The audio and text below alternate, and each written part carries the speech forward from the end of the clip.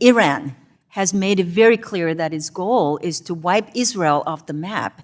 And its malign influence campaign and support for terrorist groups like Hamas, Hezbollah in the Middle East, this, it's made it very, very clear that they are actually, contributing to Iran's goal of wiping out Israel.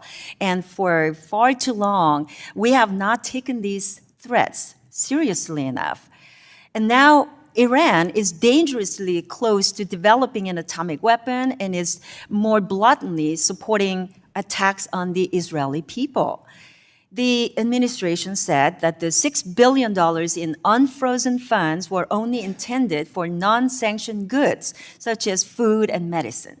We know, of course, that money is fungible, and Iran has ways to launder the proceeds of unfrozen funds. So, Mr. Noronha, how can the Iranian regime elude the monitoring by the Treasury Department to use the unfrozen funds to finance international terrorist groups like Hamas and Hezbollah? Thank you for the question. One of my greatest concerns is there is no monitoring of end-use goods and medicines after they are bought and transmitted into Iran. So Iran could do two things. They could use those medicines for the IRGC's military, or they can do what they did in 2019. 19 trucks full of medicine were confiscated at the Iraqi border, headed there to be sold on the black market. And who knows what would have been done with those funds. So do you believe we should be thinking about narrowing down the executive authority to waive sanctions on Iran? And if so, how would you narrow that down?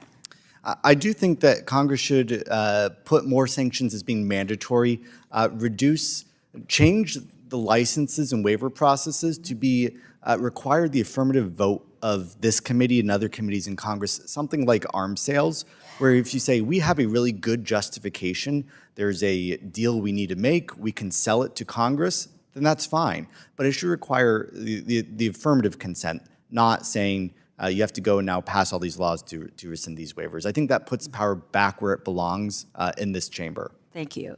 According to Bloomberg report, the Chinese imports of sanctioned Iranian oil are running at the highest level in at least a decade. Other reports say that about 80% of Iranian crude exports go to China. So it seems these so-called Chinese teapots, which are small refineries taking Iran's oil at a discount, are part of the problem. So let me ask you a question, Mr. Brodsky. In your written testimony, you state that Iran has generated approximately $80 billion in revenue from oil sales since Biden administration took office in 2021. So in your view, what can we do to reduce Iranian crude exports going to China?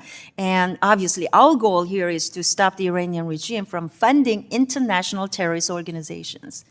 Yes, it's a very good question. First, as I mentioned before, given that the Islamic Republic has violated those informal understandings that it reached with the Biden administration by attacking U.S. forces in Iraq and Syria, now is the time to really enforce our existing sanctions, especially on the teapot refineries, Chinese banks, Chinese entities. We have not been doing that. I think that if you look at the State Department, they have been saying that we raise the issue of Chinese oil purchases from Iran in our diplomatic conversations. Well, diplomatic conversations are not sanctions enforcement. And this is the same answer that they've been giving for a couple of years now. So I think the time has come for a more aggressive approach. Thank you.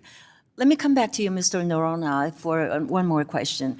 Iran has over $6 billion in reserves held in IMF special drawing rights. The SDRs represent unconditional liquidity. So could you describe some of the risks we face if government in Tehran were able to convert these holdings into hard currency? If Iran got access to $6.7 billion today, it would not go to the Iranian people. It would go to the regime's most immediate needs, which is advancing its terror plots.